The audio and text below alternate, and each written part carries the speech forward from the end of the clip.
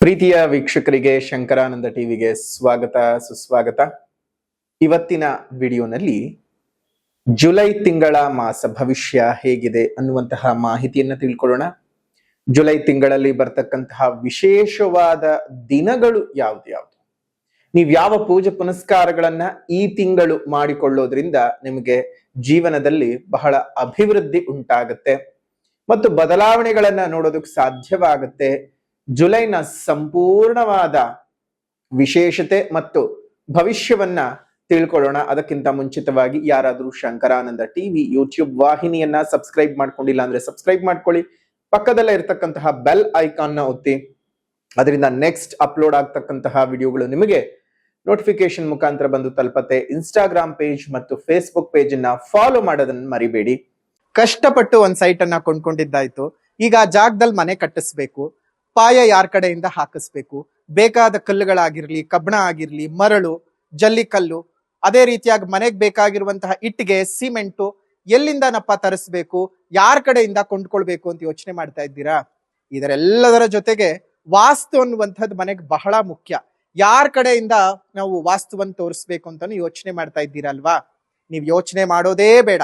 ಪಾಯ ಹಾಕೋದ್ರಿಂದ ಹಿಡಿದು ಮನೆಗೆ ಯಾವ ರೀತಿಯಾಗಿ ವಾಸ್ತು ಇರಬೇಕು ಅಂತ, ಜೊತೆಗೆ ಆ ಮನೆಗೆ ತಕ್ಕ ಹಾಗೆ ಯಾವ ಬಣ್ಣವನ್ನ ಹಾಕಬೇಕು, ನೆಲಕ್ಕೆ ಯಾವ ಕಲ್ಲು ಹಾಕಬೇಕು, ಗೋಡೆಗೆ ಯಾವ ಬಣ್ಣ ಬಳಿಬೇಕು, ಯಾವ ಕಬ್ಬಣ ಉಪಯೋಗಿಸಬೇಕು ಅಂತೆಲ್ಲ ವಿಶೇಷವಾದ ಮಾಹಿತಿಗಳನ್ನ ಪಾಯದಿಂದ ಹಿಡಿದು ಗೃಹ ಪ್ರವೇಶದವರೆಗೂ ನಿಮಗೆ ಬೇಕಾದಂತಹ ಎಲ್ಲಾ ಸವಲತ್ತುಗಳನ್ನ ಒಂದೇ ಸೂರಿನಡಿ ಕೊಡ್ತಾ ಇದ್ದಾರೆ. ಅತ್ಯಂತ ಕಡಿಮೆ ದರದಲ್ಲಿ ಉನ್ನತ ಗುಣಮಟ್ಟ ಇರತಕ್ಕಂತಹ ವಸ್ತುಗಳನ್ನ ಉಪಯೋಗಿಸಿ ನಿಮಗೆ ಅಂತಾನೆ ಮನೆಯನ್ನ ಕನ್ಸ್ಟ್ರಕ್ಷನ್ ಮಾಡಿಕೊಡ್ತಾ ಇದ್ದಾರೆ.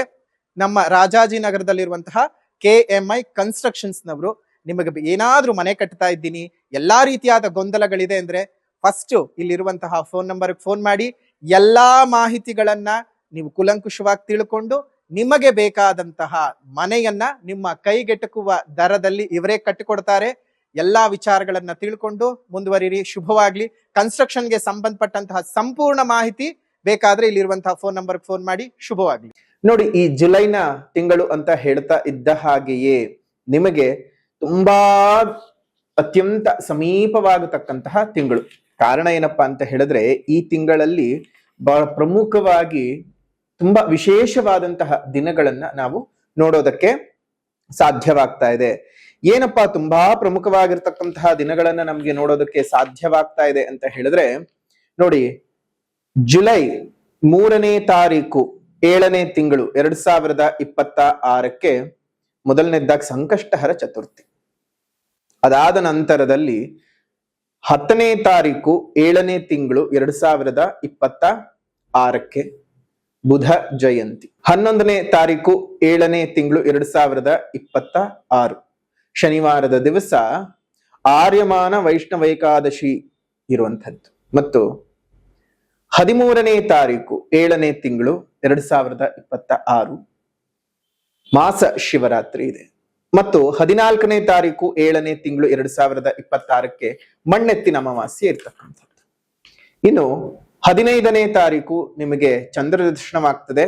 ಇನ್ನು 17ನೇ ತಾರೀಕಿನಿಂದ ವಿಶೇಷವಾಗಿ ಉತ್ತರಾಯಣದ ಪುಣ್ಯಕಾಲವು ಮುಗಿದು ದಕ್ಷಿಣಾಯನದ ಪುಣ್ಯಕಾಲ ಶುರುವಾಗ್ತಕ್ಕಂಥ ದಿವಸ. ಅಲ್ಲಿಂದ ತಮಸ್ಸು ಅಂದ್ರೆ ಕತ್ತಲೆಯು ಜಾಸ್ತಿ ಆಗ್ತಾ ಹೋಗುತ್ತೆ, ಬೆಳಕಿನ ಅವಧಿಯು ಕಡಿಮೆ ಆಗ್ತಾ ಬರುತ್ತೆ. ಇನ್ನು ದಕ್ಷಿಣಾಯನದ ಪುಣ್ಯಕಾಲ, ಅದ್ರ ಜೊತೆಗೆ ಅವತ್ತು ಆಷಾಢದ ಶುಕ್ರವಾರ ಬೇರೆ ಇರೋದ್ರಿಂದ ನಿಮಗೆ ಆಡಿ ಶುಕ್ರವಾರದ ಪೂಜೆ, ಮಹಾಲಕ್ಷ್ಮಿ ಪೂಜೆ ಶುರುವಾಗ್ತಕ್ಕಂತಹ ಮೊದಲನೇ ದಿವಸ. ಇನ್ನು 24ನೇ ತಾರೀಕಿಗೆ ಆಡಿ ಶುಕ್ರವಾರದ 2ನೇ ಲಕ್ಷ್ಮಿ ಪೂಜೆ ಇರ್ತಕ್ಕಂತಹದ್ದು.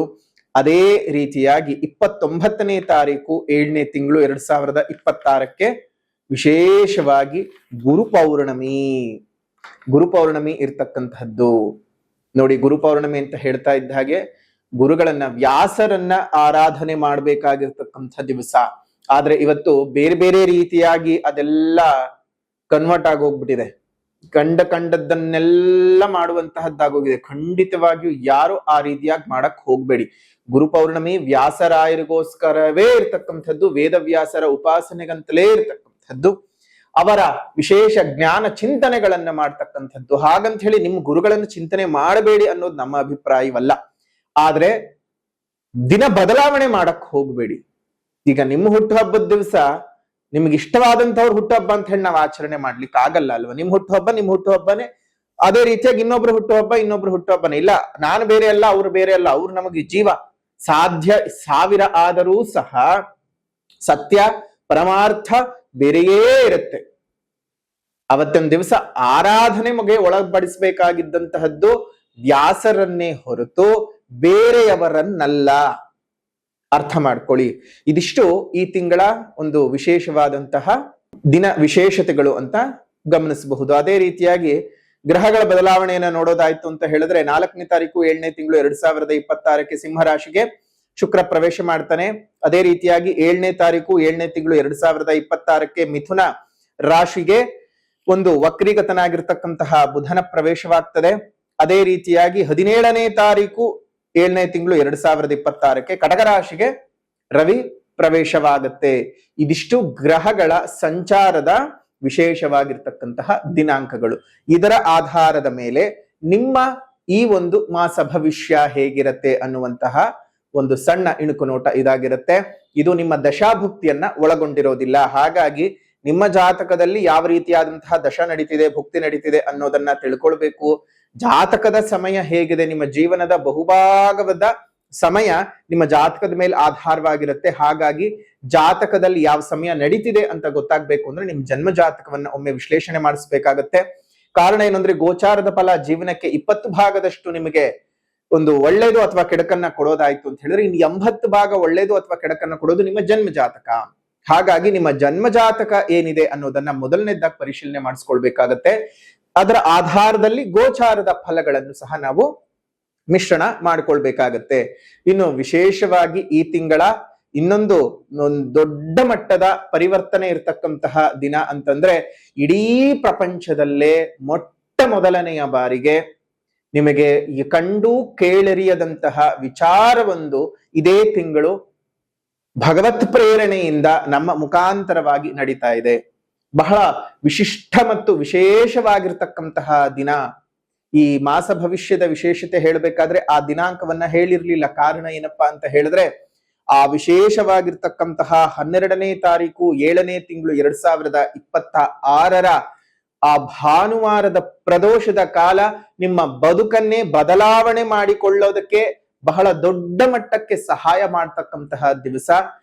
ಎಲ್ಲೂ ಸಹ ಈ ನಿಮಗೆ ಇತಿಹಾಸದಲ್ಲೇ ಇಲ್ಲದೆ ಇರತಕ್ಕಂತಹ ಒಂದು ಹೊಸ ಇತಿಹಾಸ ಸೃಷ್ಟಿ ಆಗತಕ್ಕಂತಹ ದಿವಸ ಅಂತಾನೆ ಹೇಳಬಹುದು. ಏನು ಎತ್ತ ಅನ್ನೋದನ್ನ ವಿಡಿಯೋನಲ್ಲಿ ಮುಂದೆ ನಾವು ಹೇಳ್ತಾ ಹೋಗ್ತೇವೆ. ಈಗ ಮಾಸ ಭವಿಷ್ಯದ ಕಡೆಗೆ ಗಮನವನ್ನ ಹರಿಸೋಣ. ತುಲಾ ರಾಶಿಯವರ ಜುಲೈ ತಿಂಗಳ ಮಾಸ ಭವಿಷ್ಯವನ್ನ ಗಮನಿಸೋದಾಯ್ತು ಅಂತ ಹೇಳಿದ್ರೆ ಈ ಒಂದು ತಿಂಗಳಲ್ಲಿ ಜುಲೈನ ತಿಂಗಳಲ್ಲಿ ನಿಮ್ಮ ರಾಶ್ಯಾಧಿಪತಿಯಾಗಿರ್ತಕ್ಕಂತಹ ಶುಕ್ರನು ಏಕಾದಶದಲ್ಲಿ ಕೇತು ಯುಕ್ತನಾಗಿದ್ದಾನೆ. ಕೇತುವಿಗೆ 11ನೇ ಮನೆ ಏನು ಶುಭ.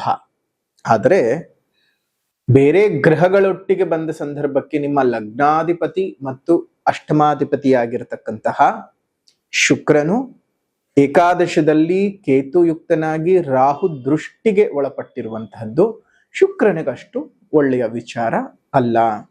ಜೊತೆಗೆ ನವಗ್ರಹಗಳ ರಾಜನಾಗಿರ್ತಕ್ಕಂತಹ ರವಿಯ ಮನೆಯ ಒಳಗಡೆ ಈ ಒಂದು ಶುಕ್ರನಿರ್ತಕ್ಕಂತಹದ್ದು ನಿಮ್ಮ ಒಂದು ಮುಂದಿನ ಅಭಿವೃದ್ಧಿಗೆ ಅಂತಹ ಏಳಿಗೆಯನ್ನ ತಂದು ಕೊಡೋದಿಲ್ಲ. ಗುರುಬಲ ಅರ್ಧದಷ್ಟು ಮಾತ್ರ ಇದೆ ಅಂತ ಲೆಕ್ಕ ಮಾಡ್ಕೊಳ್ಬೇಕಾಗ್ತದೆ. ಆದರೆ ಶನಿ ಬಲ ಸಂಪೂರ್ಣವಾಗಿ ಇರ್ತಕ್ಕಂಥದ್ದು, ಶನಿಯ ಸಂಪೂರ್ಣ ಕೃಪಾಶೀರ್ವಾದ ನಿಮ್ಮ ಮೇಲೆ ಇದೆ. ಸೊ ಹಾಗಾಗಿ 6ನೇ ಮನೆಯಲ್ಲಿರ್ತಕ್ಕಂತಹ ಶನಿಯು ನಿಮಗೆ ಒಳ್ಳೆ ರೀತಿಯಾದಂತಹ ಪೋಷಣೆಯನ್ನ, ಜೀವನದ ಅಭಿವೃದ್ಧಿಯನ್ನ ಮಾಡಿಕೊಡ್ತಾ ಇರ್ತಾನೆ. ಸೊ ಹಾಗಾಗಿ ಯೋಚನೆ ಮಾಡ್ತಕ್ಕಂತಹ ಅವಶ್ಯಕತೆ ಕೆಲವೊಂದು ವಿಚಾರಗಳಲ್ಲಿ ಇಲ್ಲ. ನಿಮ್ಗೆ ಈ ಒಂದು ತಿಂಗಳಲ್ಲಿ ತುಂಬಾ ಒಳ್ಳೆಯದು ನಡೆಯುತ್ತೆ, ಹಾಗೆ ಮನಸ್ಸಿಗೆ ಹಿತಕರವಲ್ಲದ ಘಟನೆಗಳು ಸಹ ನಡೆಯುವಂತಹ ಸಾಧ್ಯತೆಗಳಿದ್ದಾವೆ. ಯಾವ್ದ್ಯಾವ್ದು ಏನೇನು ಆಗಬಹುದು ಅನ್ನೋದರ ಒಂದು ಅವಲೋಕನವನ್ನು ಈಗ ಮಾಡೋಣ. ದ್ವಿತೀಯ ಸ್ಥಾನಾಧಿಪತಿಯು ಅಷ್ಟಮದಲ್ಲಿ, ಆದ್ರೆ ದ್ವಿತೀಯ ಸ್ಥಾನದ ಮೇಲೆ ಗುರುವಿನ ದೃಷ್ಟಿ.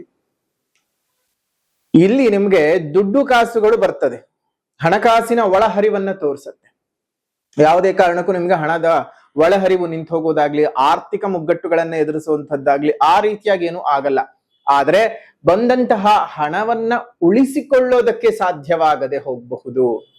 ನೀವು ಸಂಪಾದನೆ ಮಾಡಿದಂತಹದ್ದು ಅಥವಾ ನೀವು ಗಳಿಸಿದಂತಹ ಹಣವು ಅನಾವಶ್ಯಕ ಖರ್ಚುಗಳಾಗ್ತಕ್ಕಂಥದ್ದು. ಯಾವ ರೀತಿಯಾಗಿ ಅನಾವಶ್ಯಕ ಖರ್ಚುಗಳಾಗಬಹುದು ಅಂತ ಹೇಳಿದ್ರೆ, ನೋಡಿ, ಅಷ್ಟಮ ಸ್ಥಾನಕ್ಕೆ ಹೋಗಿದ್ದಾನೆ ಧನಾಧಿಪತಿಯು. ಸೊ ಹಾಗಾಗಿ ಈ ಒಂದಿಷ್ಟು ಅನಾರೋಗ್ಯಗಳಾಗಬಹುದು. ದೇಹದ ಅಧಿಪತಿಯಾಗಿರ್ತಕ್ಕಂಥ ಶುಕ್ರನು ಕೇತುಯುಕ್ತನಾಗಿರೋದ್ರಿಂದ ವಿಪರೀತವಾದಂತಹ ಅನಾರೋಗ್ಯಗಳಿಗೆ ಮತ್ತು ಆಸ್ಪತ್ರೆಯ ಖರ್ಚುಗಳು ಅಂತ ಹೇಳಿ ಒಂದಷ್ಟು ನೀವೇ ದುಡ್ಡು ಕಾಸುಗಳನ್ನು ಖರ್ಚು ಮಾಡ್ಕೊಳ್ತೀರಿ. ಒಂದಿಲ್ಲಿ ಶುಕ್ರ ಮತ್ತು ಕುಜನ ಕಾಂಬಿನೇಷನ್ ಬಂದಿರತಕ್ಕಂಥದ್ದು. ನೋಡಿ, ಶುಕ್ರ ಅನ್ನುವಂಥದ್ದು ಒಂದ್ ರೀತಿಯಾಗಿ ವೈಭೋಗದ ಜೀವನವನ್ನ, ಐಷಾರಾಮಿತನವನ್ನ ತೋರ್ಸತ್ತೆ. ಸೊ ಹಾಗಾಗಿ ನಿಮ್ಮ ಐಷಾರಾಮಿಗೋಸ್ಕರವಾಗಿ ಒಂದಷ್ಟು ದುಡ್ಡನ್ನು ಖರ್ಚು ಮಾಡ್ತೀರಿ. ಅರ್ಥಾತ್ ಕೆಲವೊಬ್ರು ಮುಖ ತೀಡಿಸ್ಕೊಳ್ಳುವಂತಹದ್ದು ಅಥವಾ ಏನೋ ಒಂದು ಪ್ಲಾಸ್ಟಿಕ್ ಸರ್ಜರಿ ಮಾಡಿಸ್ಕೊಳ್ಳುವಂಥದ್ದು ಅಥವಾ ನಿಮ್ಮ ದೇಹ ಸೌಂದರ್ಯಕ್ಕೋಸ್ಕರವಾಗಿ ಒಂದಷ್ಟು ಹಣಗಳನ್ನ ಖರ್ಚು ಮಾಡುವಂಥದ್ದು. ಇದೆಲ್ಲ ಒಂದು ಸ್ವಲ್ಪ ಕೇಳಿಸ್ಕೊಂಡಾಗ ಅಯ್ಯೋ ನಾವೆಲ್ ಮಾಡ್ಸಕ್ಕಾಗತ್ತೆ ಅಂತ ಕೆಲವೊಬ್ರಿಗೆ ಅನ್ಸುತ್ತೆ. ಆದ್ರೆ ಇನ್ ಕೆಲವೊಬ್ರಿಗೆ ಅವ್ರ ಮುಖ ತಿದ್ದಿಸ್ಕೊಳ್ಳಿಲ್ಲ ಅಂತ ಹೇಳಿದ್ರೆ ಅವ್ರ ಮುಖ ಸೌಂದರ್ಯ ಮತ್ತು ಅವ್ರು ಮಾಡುವಂತಹ ಕೆಲಸ ಕಾರ್ಯಗಳಲ್ಲಿ ಅವರಿಗೆ ಆಸಕ್ತಿ ಬರದೆ ಹೋಗಬಹುದು ಅಥವಾ ಪ್ರಗತಿ ಕಾಣದೆ ಹೋಗಬಹುದು. ಈ ರೀತಿಯಾದಂತಹ ಆಸ್ಪತ್ರೆಯ ಖರ್ಚುಗಳು, ಕಾಸ್ಮೆಟಿಕ್ ಸರ್ಜರಿಗಳನ್ನ ಮಾಡಿಕೊಳ್ಳುವಂತಹ ಅವಕಾಶಗಳು ಬರುತ್ತೆ. ಯಾಕಂದ್ರೆ ಕುಜ ಆಪರೇಷನ್ ನ ತೋರಿಸ್ತಾನೆ. ಸೊ ಹಾಗಾಗಿ ಶಸ್ತ್ರಚಿಕಿತ್ಸೆಯನ್ನ ತೋರಿಸ್ತಕ್ಕಂಥವನು ಕುಜ, ಅವನ ಅಷ್ಟಮಕ್ಕೆ ಹೋಗಿದ್ದಾನೆ. ಇಲ್ಲಿ ನಿಮ್ಮ ದೇಹಾಧಿಪತಿಯಾಗಿರ್ತಕ್ಕಂತಹ ಶುಕ್ರನು ಕೇತುಯುಕ್ತನಾಗಿರ್ತಕ್ಕಂಥದ್ದು. ಸೊ ಇದು ನಿಮಗೆ ಒಂದ್ ಸ್ವಲ್ಪ ಮಟ್ಟಕ್ಕೆ ಏರುಪೇರುಗಳನ್ನ ಮತ್ತು ದಾಂಪತ್ಯ ಜೀವನದಲ್ಲಿ ಕಲಹಗಳನ್ನ ತೋರಿಸುತ್ತೆ. ಸಪ್ತಮಾಧಿಪತಿಯಾಗಿರ್ತಕ್ಕಂತಹ ಕುಜ ಅಷ್ಟಮದಲ್ಲಿರ್ತಕ್ಕಂಥದ್ದು ದಾಂಪತ್ಯ ಕಲಹಗಳನ್ನ ತೋರಿಸ್ತಾನೆ. ಕುಟುಂಬದ ಒಳಗಡೆ ಎಲ್ಲೋ ಒಂದ್ ಕಡೆ ಸಾಮರಸ್ಯ ತಪ್ಪು ಹೋಗ್ತಕ್ಕಂಥದ್ದು, ನೀವು ಮಾಡ್ತಕ್ಕಂತಹ ಕೆಲಸ ಕಾರ್ಯಗಳಲ್ಲಿ ಸರಿಯಾದಂತಹ ಪ್ರಗತಿ ಕಾಣದೆ ಹೋಗಬಹುದು. ಹೀಗೆ ಹಲವು ಸಮಸ್ಯೆಗಳು ಬಂದ್ ಹೋಗುತ್ತೆ. ಇನ್ನು ಪಂಚಮದಲ್ಲಿ ಇರ್ತಕ್ಕಂತಹ ರಾಹು ನಿಮ್ಮ ಪೂರ್ವಪುಣ್ಯ ಸ್ಥಾನದ ವರ್ಧನೆಗೆ ಮತ್ತು ನಿಮ್ಮ ಬೆಳವಣಿಗೆಗೆ ಅಡ್ಡಿಗಾಲನ್ನ ಹಾಕ್ತಾ ಇರುತ್ತೆ, ತಡೆಗಾಲನ್ನ ಹಾಕ್ತಾ ಇರ್ತಕ್ಕಂಥದ್ದು. ಎಲ್ಲಾ ಸರಿ ಹೋಯ್ತು ಅನ್ಕೊಳ್ಳೋ ಹೊತ್ತಿಗೆ ಏನೋ ಒಂದ್ ಸಮಸ್ಯೆ ಪುನಃ ಬರ್ತಕ್ಕಂಥದ್ದು ಆಗತ್ತೆ. ಸೊ ಹಾಗಾಗಿ ತುಂಬಾ ಜಾಗರೂಕತೆಯಿಂದ ಇರಬೇಕು. ಎಲ್ಲಾ ವಿಚಾರಗಳಲ್ಲೂ ತುಂಬಾನೇ ಎಚ್ಚರಿಕೆಯಿಂದ ಹೆಜ್ಜೆಯನ್ನ ಇಡ್ಬೇಕಾಗ್ತದೆ ತುಲಾ ರಾಶಿನಲ್ಲಿ ಹುಟ್ಟಿರ್ತಕ್ಕಂಥವ್ರು. ಇನ್ನು ಲಾಭಾಧಿಪತಿಯು ಕರ್ಮಸ್ಥಾನದಲ್ಲಿ ಇರ್ತಕ್ಕಂಥದ್ದು ಅದು ಒಂದು ಒಳ್ಳೆ ರೀತಿಯ ಶುಭಯೋಗ ಅಂತಾನೆ ಹೇಳ್ಬಹುದು. ಈ ಒಂದು ತುಲಾ ರಾಶಿಯವರಿಗೆ ಒಂದಷ್ಟು ಲಾಭ, ಹಣಕಾಸಿನ ವಿಚಾರದಲ್ಲಿ ಏನೂ ತೊಂದರೆ ಇಲ್ಲ ನಿಮಗೆ. ತುಲಾ ರಾಶಿನಲ್ಲಿ ಹುಟ್ಟಿರ್ತಕ್ಕಂಥವ್ರಿಗೆ ಈ ಒಂದು ಜುಲೈ ತಿಂಗಳಲ್ಲಿ ಹಣಕಾಸಿನ ವಿಚಾರಕ್ಕಾಗ್ಲಿ ವ್ಯಾಪಾರದ ವಿಚಾರಕ್ಕಾಗ್ಲಿ ಅಂತಹ ದೊಡ್ಡ ಮಟ್ಟದ ತೊಂದರೆ ಏನೂ ಇಲ್ಲ. ಆದ್ರೆ ಮಿಕ್ಕ ಬೇರೆ ಮಜಲುಗಳನ್ನ ನೋಡಿದಂತಹ ಸಂದರ್ಭಗಳಲ್ಲಿ ನಿಮ್ಗೆ ತಾಪತ್ರಗಳಿರೋದು ಉಂಟು. ಹಾಗಾಗಿ ಸ್ವಲ್ಪ ಜಾಗೃತಿಯಾಗಿರುವಂಥದ್ದು ಒಳ್ಳೇದು. ಇನ್ನು ಜುಲೈನ ಒಂದು ತಿಂಗಳಲ್ಲಿ 12ನೇ ತಾರೀಕು ಭಾನುವಾರದ ಪ್ರದೋಷದ ದಿವಸ ಅತ್ಯದ್ಭುತವಾಗಿರ್ತಕ್ಕಂತಹ ದಿನ. ಅಂತಹ ದಿನದಲ್ಲಿ ಶನಿ ಮಹಾಯಾಗದ ಜೊತೆಗೆ ವಿಶೇಷವಾದಂತಹ ಘಟನೆಯೊಂದು ಘಟಿಸ್ತಾ ಇದೆ. ಏನಪ್ಪಾ ಅಂತಹ ವಿಶೇಷವಾದಂತಹ ಘಟನೆ ಅಂತ ಹೇಳಿದ್ರೆ, ಇಡೀ ಪ್ರಪಂಚದಲ್ಲೇ ಎಲ್ಲೂ ಇಲ್ಲದಂತಹ ಮತ್ತು ಶನಿಗೆ ಯಾರಾದರೂ ಭಯಪಡಿಸಿದ್ದಾರೆ ಅಂತಂದ್ರೆ ಅದು ಹನುಮದೇವರು ಮಾತ್ರ. ಹಾಗಾಗಿಯೇ ಏಕಶಿಲೆಯಲ್ಲಿ ನಾವು ವಿಶೇಷವಾಗಿ ಶನಿ ಮತ್ತು ಹನುಮಂತನನ್ನ ಕೆತ್ತಿ ಮುಂಭಾಗದಲ್ಲಿ ಅಭಯವರಪ್ರದಾಯಕನಾಗಿರತಕ್ಕಂತಹ ಹನುಮಂತನನ್ನ ದಕ್ಷಿಣಕ್ಕೆ ಅಭಿಮುಖವಾಗಿ ಪ್ರತಿಷ್ಠೆಯನ್ನ ಮಾಡಿ, ಹಿಂಭಾಗದ ಉತ್ತರದಲ್ಲಿ ಕನ್ನಡಿಯ ಮುಖಾಂತರವಾಗಿ ಶನಿ ದರ್ಶನವನ್ನ ಮಾಡಿಸ್ತೇವೆ. ಆ ಮಾಡಿಸೋದ್ರಿಂದಾಗಿ ನಿಮಗೆ ಶನಿಯ ನೇರ ದೃಷ್ಟಿಯ ಪ್ರಭಾವ ಆಗೋದಿಲ್ಲ. ಜೊತೆಗೆ ಯಾವುದೇ ಕಾರಣಕ್ಕೂ ಶನಿ ಯಾರ ಮಾತಿಗಾದ್ರೂ ಬಗ್ಗುತ್ತಾನೆ ಅಂತ ಹೇಳಿದ್ರೆ ಅದು ಹನುಮಂತನ ಮಾತಿಗೆ ಮಾತ್ರವೇ ಬಗ್ಗುತಕ್ಕಂಥದ್ದು, ಹನುಮಂತನಿಗೆ ಮಾತ್ರ ಹೆದರತಕ್ಕಂಥದ್ದು. ಜೊತೆಗೆ ಹನುಮಂತನಿಗೆ ವಾಕ್ಯ ಕೊಟ್ಟಿದ್ದಾನೆ, ನಿನ್ನ ಭಕ್ತರಿಗೆ ನಾನು ಪೀಡನೆ ಮಾಡೋದಿಲ್ಲ ಅಂತ ಹೇಳಿ. ಹಾಗಾಗಿ ಹನುಮಂತ ಸಮೇತವಾಗಿರತಕ್ಕಂತಹ ನಮ್ಮ ಈ ವಿಶೇಷವಾದಂತಹ ಶನಿಮೂರ್ತಿಯನ್ನ ನಾವು ಮೇ 31ನೇ ತಾರೀಕಿನ ಗುರು ಮಹಾಯಾಗದಂದು ಲೋಕದಲ್ಲಿ ನಿಮಗೆ ತೋರಿಸಿದ್ದೇವೆ. ಬಂದಂತಹ ಯಾಗಕ್ಕೆ ಬಂದಂತಹವರೆಲ್ಲ ಆ ಮೂರ್ತಿಯನ್ನ ನೋಡಿ ಬಹಳ ಸಂತೋಷ ಪಟ್ಟಿದ್ದಾರೆ. ಆ ಒಂದು ಮೂರ್ತಿಯ ಪ್ರತಿಷ್ಠಾಪನೆಯ ಕಾರ್ಯ 12ನೇ ತಾರೀಕು 7ನೇ ತಿಂಗಳು 2026ರಂದು ನಡೆಯುತ್ತೆ. ಅಂದ್ರೆ ಜುಲೈ ತಿಂಗಳ 12ನೇ ತಾರೀಕಿನಿಂದ ನಡೆಯುತ್ತೆ. ಸ್ವತಃ ನಿಮ್ಮ ಕೈಯಾರೆಯೇ ಸ್ವಾಮಿಗೆ ಎಳ್ಳೆಣ್ಣೆಯ ಅಭಿಷೇಕವನ್ನ ಮಾಡತಕ್ಕಂತಹ ಅವಕಾಶವನ್ನು ಸಹ ನಾವು ಕೊಡ್ತಾ ಇದ್ದೇವೆ. ಮೂಲ ಮೂರ್ತಿಗೆ, ಮೂಲ ಪ್ರತಿಷ್ಠಾಪನಾ ಮೂರ್ತಿಗೆ ಪ್ರಪಂಚದಲ್ಲಿ ಎಲ್ಲೂ ಸಹ ನಿಮಗೆ ನಿಮ್ಮ ಕೈಯಾರಿಯೇ ಅಭಿಷೇಕವನ್ನ ಮಾಡ್ತಕ್ಕಂತಹ, ಎಳ್ಳೆಣ್ಣೆಯ ಅಭಿಷೇಕವನ್ನ ಮಾಡ್ತಕ್ಕಂತಹ ಒಂದು ವಿಶೇಷವಾದಂತಹ ಪದ್ಧತಿ ಎಲ್ಲೂ ಇಲ್ಲ. ಹಾಗಾದ್ರೆ ಕೇಳಬಹುದು, ಶನಿಶಿಂಗಣಾಪುರದಲ್ಲಿ ಮಾಡ್ತೀವಲ್ಲ ಗುರುಗಳೇ ಅಂತ. ಶನಿಶಿಂಗಣಾಪುರದಲ್ಲಿ ಮೂಲ ಉದ್ಭವ ಮೂರ್ತಿಯೇ ಹೊರತು ಪ್ರತಿಷ್ಠಾಪನಾ ಮೂರ್ತಿ ಅಲ್ಲ. ನಿಮ್ಗೆಲ್ಲೇ ಪ್ರತಿಷ್ಠಾಪನೆ ಮಾಡಿದ್ರು ಸಹ ಒಂದು ಮೂಲದಿಂದ ಹೊರಗಡೆಯೇ ನಿಮ್ಮನ್ನ ಇಟ್ಟಿರ್ತಾರೆಯೇ ಹೊರತು ಮೂರ್ತಿಯನ್ನ ಮುಟ್ಟೋಕ್ ಅವಕಾಶ ಕೊಡೋದಿಲ್ಲ. ಆದರೆ ನಮ್ಮ ಒಂದು ಮಠದಲ್ಲಿ ಸ್ಥಾಪನೆ ಆಗ್ತಾ ಇರತಕ್ಕಂತಹ ಈ ಒಂದು ವಿಶೇಷವಾದ ಮೂರ್ತಿಯನ್ನ ಸ್ವತಃ ನಿಮ್ಮ ಕೈಯಾರೆ ಸ್ಪರ್ಶಿಸಿ ಸ್ಪರ್ಶ ದರ್ಶನವನ್ನ ತೆಗೆದುಕೊಂಡು ಅದಾದ ನಂತರ ನೀವೇ ನಿಮ್ಮ ಕೈಯಾರೆ ಎಳ್ಳೆಣ್ಣೆಯ ಅಭಿಷೇಕವನ್ನ ಮಾಡೋದಕ್ಕೆ ಅವಕಾಶವನ್ನ ಕೊಡಲಾಗತ್ತೆ. ಹಾಗಾಗಿ ಬರುವಂತಹ ಭಕ್ತಾದಿಗಳು ಈ ಒಂದು ವಿಶೇಷವಾದಂತಹ ಸದಾವಕಾಶವನ್ನು ಮಾಡ್ಕೋಬಹುದು. ಅವತ್ ಒಂದಿನ ಮಾತ್ರ ಸ್ಪರ್ಶ ದರ್ಶನ ಅಲ್ಲ, ಸದಾ ಕಾಲ ಆ ಆಲಯ ಎಲ್ಲಿಯವರೆಗೂ ಸೂರ್ಯ ಚಂದ್ರ ಇರುವವರೆಗೂ ಎಲ್ಲಿಯವರೆಗೂ ಇರ್ತದೋ ಅಲ್ಲಿಯವರೆಗೂ ಸಹ ನಾವು ಇರಲಿ ಇಲ್ಲದೆ ಇರಲಿ ಬರುವಂತಹ ಪ್ರತಿ ಭಕ್ತರಿಗೂ ಸಹ ಸ್ಪರ್ಶ ದರ್ಶನ ನಿಮ್ಮ ಕೈಯಾರೆ ಸ್ವತಃ ಅವಧಿಯ ಒಂದು ಸಮಯ ನೋಡಿಕೊಂಡು ಎಳ್ಳೆಣ್ಣೆಯ ಅಭಿಷೇಕವನ್ನ ನೀವು ಮಾಡುವಂತಹ ಅವಕಾಶವನ್ನ ಕೊಡ್ತೇವೆ. ಹಾಗಾಗಿ ಈ ದೇವಸ್ಥಾನದ ನಿರ್ಮಾಣ ಕಾರ್ಯ ಸಹ ನಡೀತಾ ಇದೆ. ಅದಕ್ಕೆ ಭಕ್ತರು, ನಮ್ಮ ಶಂಕರಾನಂದ ಟಿವಿಯ ಅನುಯಾಯಿಗಳು, ಸಬ್ಸ್ಕ್ರೈಬರ್ಸ್ ಯಾರ್ಯಾರಿದ್ದೀರಿ, ನಿಮ್ಮ ತನು ಮನ ಧನವನ್ನ ವಿಶೇಷವಾಗಿ ಅರ್ಪಣೆ ಮಾಡಿ. ಯಾರಾದ್ರೂ ಹಣಕಾಸಿನ ಸಹಾಯ ಮಾಡಬೇಕು ಅಂತ ಅಂದ್ಕೊಂಡಿರ್ತಕ್ಕಂಥವ್ರು ಇಲ್ಲೇ ಇರ್ತಕ್ಕಂತಹ ಒಂದು ಫೋನ್ ನಂಬರ್ಗೆ ನಿಮ್ಮ ಕೈಲಾದಷ್ಟು ಹಣದ ಸಹಾಯವನ್ನ ಮಾಡಿ ದೇವಸ್ಥಾನಕ್ಕೆ ಸಹಾಯ ಅಂತ ಹೇಳಿ ಒಂದು ಮೆಸೇಜ್ ಅನ್ನ ವಾಟ್ಸಪ್ ನಲ್ಲಿ ಹಾಕಿ. ಶುಭವಾಗ್ಲಿ. ಈ ಸದುಪಯೋಗವನ್ನ ತಾವೆಲ್ಲರೂ ಸಹ ಪಡ್ಕೋಬೇಕು. ನಿಮ್ಮೆಲ್ಲರಿಗೂ ಸಹ ಒಳ್ಳೇದ್ ಆಗ್ಲಿ ಅಂತ ಹೇಳ್ತಾ, ವಿಶೇಷವಾಗಿರತಕ್ಕಂತಹ ಹರತಲೆಯಲ್ಲಿ, ಮೈಸೂರು ಜಿಲ್ಲೆ ನಂಜನಗೂಡು ತಾಲೂಕು ಹರತಲೆ ಗ್ರಾಮದಲ್ಲಿ ವಿಶೇಷವಾಗಿ ದಕ್ಷಿಣ ಮುಖ ಹನುಮ ಸಮೇತ ಶನಿದೇವರ ಪ್ರತಿಷ್ಠಾಪನೆಯು ಜುಲೈ 12ನೇ ತಾರೀಕಿನಂದು ನಡೀತಾ ಇದೆ. ತಾವೆಲ್ಲರೂ ಸಹ ಬರಬಹುದು. ಅವತ್ತು ಶನಿ ಮಹಾಯಾಗವನ್ನು ಸಹ ಮಾಡ್ತಾ ಇದ್ದೇವೆ. ಶನಿ ಮಹಾಯಾಗದ ಮುಖಾಂತರವಾಗಿ ಪವಮಾನ ಹೋಮವನ್ನು ಮಾಡಿಸಿ ಹನುಮತ್ ಸಮೇತ ಶನಿದೇವರಿಗೆ ಉಪಾಸನೆಯನ್ನ ಮಾಡಿಸಿ, ಯಾರ್ಯಾರಿಗೆ ಶನಿ ಪೀಡನೆಯ ರಾಶಿಗಳಿದ್ದಾವಲ್ಲ ಆ ರಾಶಿಗಳವರು ವಿಶೇಷವಾಗಿ ಶನಿ ಮಹಾಯಾಗದಲ್ಲಿ ಪಾಲ್ಗೊಳ್ಳಿ. ಆ ಶನಿ ಮಹಾಯಾಗದಲ್ಲಿ ಪಾಲ್ಗೊಂಡು ಕೊಡ್ತಕ್ಕಂತಹ ರಕ್ಷೆಯನ್ನ, ಕಪ್ಪನ್ನ ನೀವು ಪ್ರತಿನಿತ್ಯ ಹಣೆಗೆ ಹಚ್ಕೊಳ್ತಾ ಇರಬೇಕು. ಅದರಿಂದ ಬಹಳ ಅನುಕೂಲಗಳು ನಿಮ್ಗೆ ಉಂಟಾಗತ್ತೆ ಅಂತ ಹೇಳ್ತಾ, ಈ ಶನಿ ಮಹಾಯಾಗಕ್ಕೆ ಬಂದು ಪಾಲ್ಗೊಳ್ಬೇಕಂದ್ರೂ ಸಹ ಇಲ್ಲೇ ಇರ್ತಕ್ಕಂತಹ ಫೋನ್ ನಂಬರ್ಗೆ ಫೋನ್ ಮಾಡಿ. ಶುಭವಾಗ್ಲಿ, ಮಂಗಳವಾಗ್ಲಿ. ಮತ್ತು ಶನಿ ಮಹಾಯಾಗದಲ್ಲಿ ಪಾಲ್ಗೊಳ್ಬೇಕು ಅಂತ ಅನ್ಕೊಂಡಿರ್ತಕ್ಕಂಥವ್ರು, ನಿಮ್ಮ ಜಾತಕದಲ್ಲಿ ಏನಾದ್ರೂ ಶನಿಯು ದೋಷಪೂರಿತನಾಗಿ ಸಮಸ್ಯೆಗಳನ್ನ ಕೊಡ್ತಾ ಇದ್ದಾನೆ ಅಂತಂದ್ರೆ ಶನಿ ಶಾಂತಿ ಮಾಡಿಸ್ಕೊಳ್ಳೋದು ಮರಿಬೇಡಿ. ಜೊತೆಗೆ ಜುಲೈ 17ನೇ ತಾರೀಕಿನಿಂದ ಶನಿ ವಕ್ರೀಗತ ಬೇರೆ ಆಗ್ತಾ ಇರೋದ್ರಿಂದಾಗಿ ಶನಿ ವಕ್ರಿ ಆಗೋ ಒಳಗಾಗಿ ಶಾಂತಿಯನ್ನ ಮುಗಿಸ್ಕೊಂಡ್ರೆ ತುಂಬಾ ಇನ್ನೂ ಚೆನ್ನಾಗಿರುವಂತಹ ಫಲಿತಗಳನ್ನ ನೀವು ತುಲಾರಾಶಿಯವರು ಅನುಭವಿಸಬಹುದು. ಇನ್ನು ಶನಿ ಶಾಂತಿಯ ಶುಲ್ಕ ಬಂದು 800 ರೂಪಾಯಿಗಳಾಗಿರುತ್ತವೆ. ಸೊ ಹಾಗಾಗಿ ನೇರವಾಗಿ ರಿಜಿಸ್ಟರ್ ಮಾಡ್ಕೊಳ್ಳಿ. ಶನಿ ಶಾಂತಿ ಬಗ್ಗೆ ಇನ್ನಷ್ಟು ಮಾಹಿತಿಗಳು ಬೇಕು ಅಂತ ಹೇಳಿದ್ರೆ ಇಲ್ಲೇ ಇರ್ತಕ್ಕಂತಹ ಫೋನ್ ನಂಬರ್ಗೆ ಫೋನ್ ಮಾಡಿ, ನಿಮ್ಗೆ ಸಂಪೂರ್ಣವಾದ ಮಾಹಿತಿಯನ್ನ ತಿಳಿಸ್ತಾರೆ. ತಿಳ್ಕೊಂಡು ಬನ್ನಿ. ಇನ್ನೊಂದಷ್ಟು ವಿಚಾರಗಳನ್ನ ನೋಡೋದಾಯ್ತು ಅಂತ ಹೇಳಿದ್ರೆ, ಕೆಲಸದಲ್ಲಿ ಬಹಳ ಪ್ರಗತಿ, ನಿರುದ್ಯೋಗಿಗಳಿಗೆ ಉತ್ತಮವಾಗಿರ್ತಕ್ಕಂತಹ ಉದ್ಯೋಗದ ಅವಕಾಶಗಳು ಸಿಗ್ತಕ್ಕಂಥದ್ದು, ಮಾಡುವಂತಹ ಕೆಲಸ ಕಾರ್ಯಗಳಲ್ಲಿ ಪ್ರಗತಿಯನ್ನ ನೋಡ್ತೀರಾ. ತುಲಾರಾಶಿನಲ್ಲಿ ಹುಟ್ಟಿರ್ತಕ್ಕಂಥವ್ರು ನಿಮ್ಮ ಎಲ್ಲ ಕನಸುಗಳು ಸಾಕಾರವಾಗುವಂಥದ್ದು ವೃತ್ತಿ ರಂಗದಲ್ಲಿ.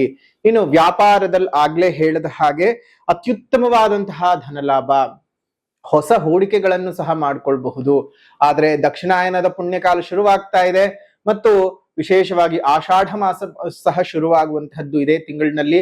ಸೊ ಆಷಾಢದಲ್ಲಿ ನಾವು ಒಳ್ಳೆ ಕೆಲಸಗಳು ಮಾಡ್ಕೋಬಹುದಾ, ಏನ್ ಮಾಡ್ಬೇಕು, ಏನ್ ಬಿಡ್ಬೇಕು, ಅದನ್ನೆಲ್ಲ ಖಂಡಿತವಾಗಿ ಮುಂದಿನ ಯಾವ್ದಾದ್ರು ಒಂದು ವಿಡಿಯೋನಲ್ಲಿ ಅದಕ್ಕೆ ಸಪರೇಟ್ ಆಗಿ ಮಾಡಿ ತಿಳಿಸ್ಕೊಡ್ತೇವೆ. ಆ ವಿಡಿಯೋನು ಸಹ ನೀವು ತಪ್ಪದೇ ನೋಡಿ.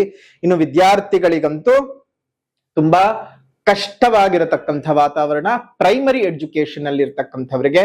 ಆದ್ರೆ ಹೈಯರ್ ಎಜುಕೇಶನ್ ಮಾಡ್ತಕ್ಕಂತಹ ವಿದ್ಯಾರ್ಥಿಗಳಿಗೆ ಅತ್ಯುತ್ತಮವಾದಂತಹ ಯೋಗದ ಫಲಗಳಿದ್ದಾವೆ. ಸೊ ಹಾಗಾಗಿ ಯೋಚನೆ ಮಾಡ್ತಕ್ಕಂತಹ ಅವಶ್ಯಕತೆ ಇಲ್ಲ, ತುಂಬಾನೇ ಚೆನ್ನಾಗಿ ಆಗತ್ತೆ.